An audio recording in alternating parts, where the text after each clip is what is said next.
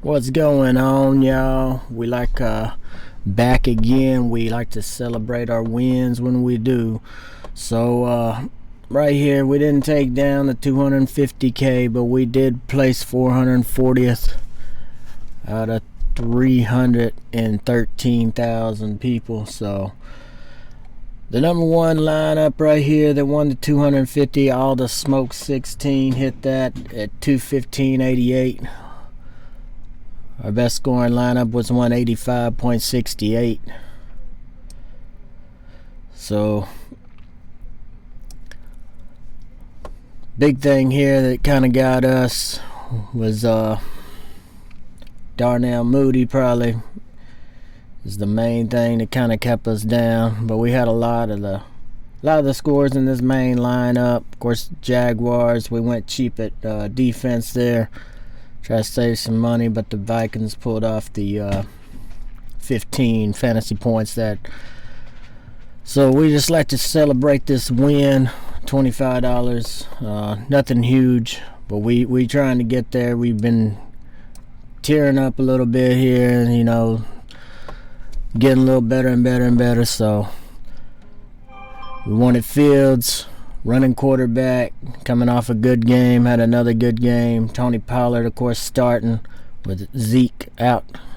Jonathan Taylor was in a good situation, pulled it off. Had Amari St. Brown right there. We probably should have went a little different there and probably got like CeeDee Lamb or something, but he had an alright game. Darnell Moody, probably the one that we should have pulled away from. Cole Kmet, I had him in a lot of lineups. I was really liking Cole Kmet this week. Saquon Barkley against Houston. We always like to favor those running backs against Houston. So good win. We didn't take down the first place, but 440th out of 313,000. Good little payday there. So we just want to cover that real quick. We'll go into the lobby. We're going to look at tonight's NFL game. 100,000 the first on that Fanduel lineup right here. And we can pull up over here on the Sharp app.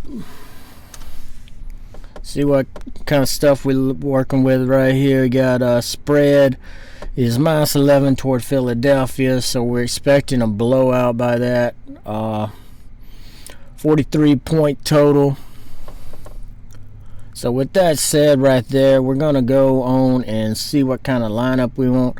Hurts, he's had probably two 30-plus fantasy point games. We'll probably pull that up real quick, take a look. So, yeah, he's had 134 against the Vikings. He's been pretty consistent, right around 20 to 22. He's averaging 24 fantasy points on the season.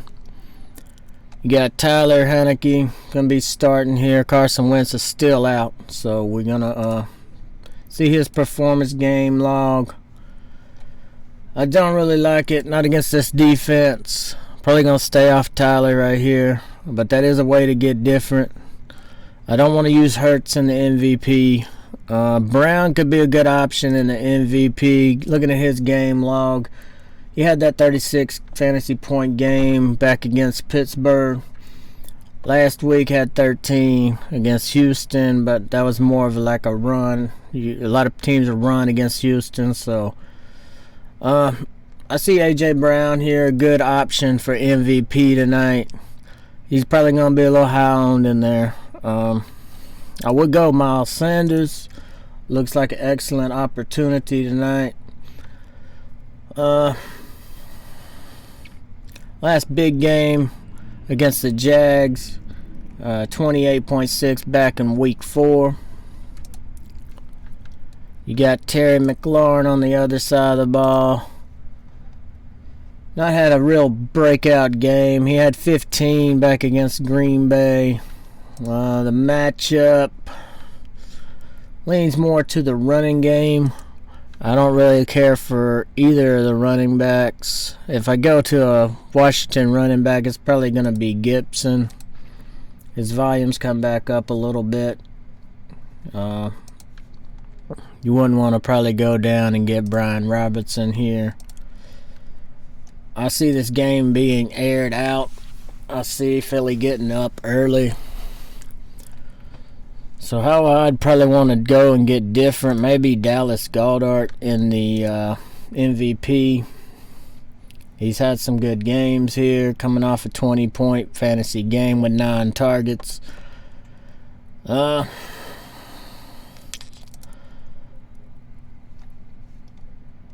Washington about middle of the pack, a little over on guarding these tight ends.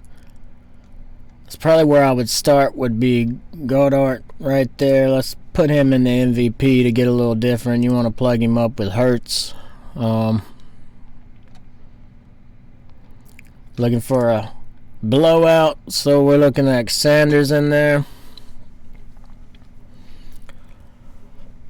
Also like the Philadelphia Eagles for the defense. You're leaving about 8,500 on the table right here to pick your last. You could go with a Washington defense, but I don't like that in this situation. Dotson, if he is playing, that'd probably be where I lean toward on this lineup. He is available, so you could go Dotson, leave 500 on the table and run it like that.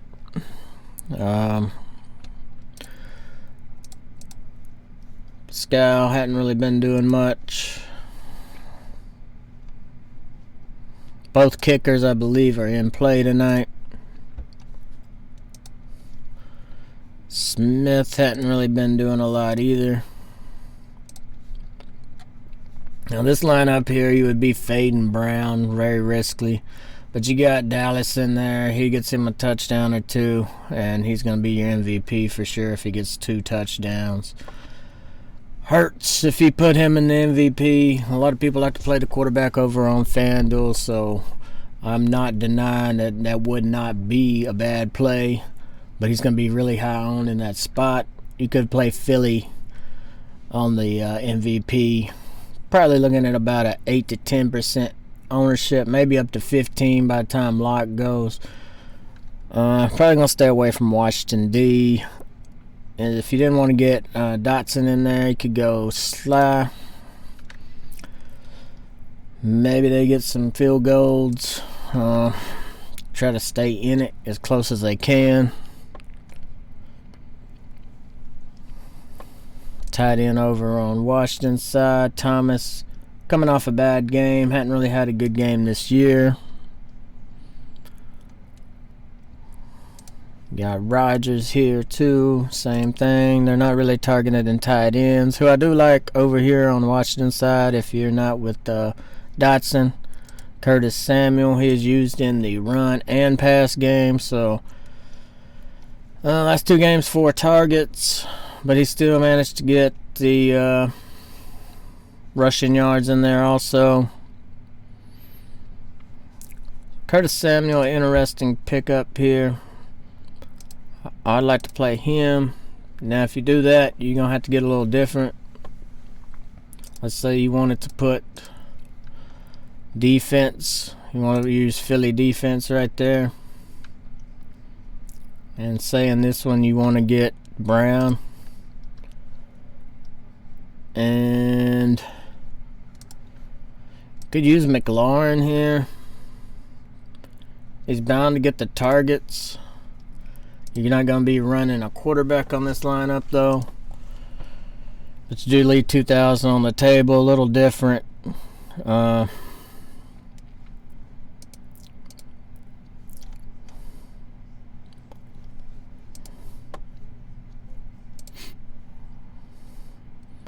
You could even do this. I don't mind this lineup here. Still with no quarterback. If you wanted to. Get Hurts in there. Go to maybe use the backup running back here. I mean, you're getting a little scary going down this way, this far down here, but maybe a Boston Scott. Kenneth Gainwell, he got in the end zone last game, I believe. Yes, he did. All right. So let's add Gainwell in there. You still got Hurts, you got Goddard, you got that. Now, I don't mind this lineup at all right here. I'm going to enter that one in. We will be watching this and probably be doing some adjustments later on, but that's what I'm rolling with right now. If I do some changes on that lineup, maybe flip Goddard and Eagles right there. But that's pretty much how we're rolling tonight on NFL. Now, we can go on over and look at NBA. 50,000 the first. Well, let's go on and get into this. Now, of course, this is going to change a lot up to lock. Y'all want to be at y'all's workstation, making sure y'all are looking at everything available in front of you, and never forget like what can happen there at the last 30 minutes. I'd say the last hour before the game start, you want to be right at your workstation, checking any injuries, any updates to starting lineups, any news that could possibly break and get you a low-owned value play is how we usually play this. But as far as spin-ups tonight, I mean, you've already got Van Vliet out, you got Holiday out, Cunningham. With Cunningham out, I do like using Ivy over here. Jaden Ivy, 7,000. Good matchup. He's been doing really well, especially with Cunningham out, but he's had 2 back-to-back games that hadn't been like super satisfying, but I think he gets back to 40 to 50 points on this next game, so we're going to lock Jaden Ivy in there unless we get some crazy news. Devin Vassell, I also like him tonight. It's like Hayward's going to be out again. Kelly Oubre coming off a little bit of a bad game. He had all right. Well, it was a good game, but fantasy-wise, he should have. I feel like he should have gotten more than 33. You could go back to him tonight. Jalen Green, questionable. That's something to keep an eye on right there for sure.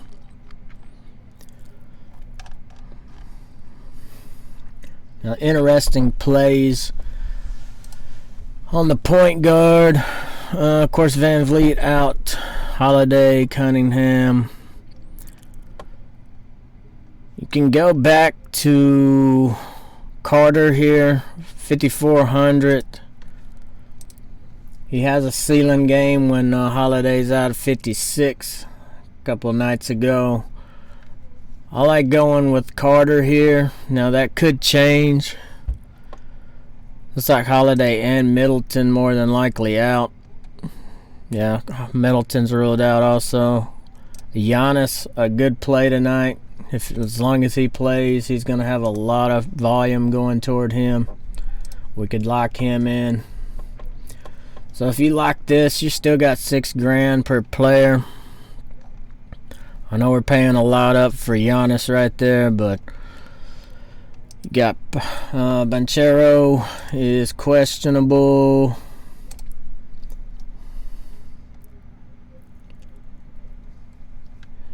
I don't probably see him playing again. Ankle sprain last 2 games, so Banchero would be one to keep an eye on. He's up at 8,500. Anunoby. OG Anunoby, good play here tonight. 8,300. His price is getting on up there, but without Van Vliet, and you got Siakam still out, I don't mind. A lot of people are going to be going to Barnes. I'm going to probably stay off of Barnes tonight. Bajler don't look like a bad play. We can put him in there and still have good amount left. He's up to 5,900, but he's getting the usage that you want to see when these players sit. Interesting play here tonight would be Wendell Carter. Kind of keeping an eye on that situation, see if anybody sits. We got some people sitting on Orlando there, especially if Pachero sits. Wendell Carter would probably be one of my go-tos later on.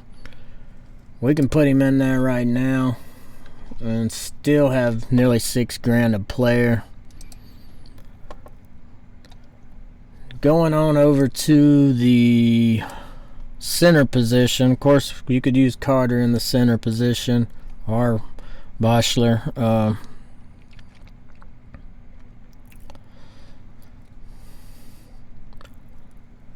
Total against Golden State at 6,900. I don't mind.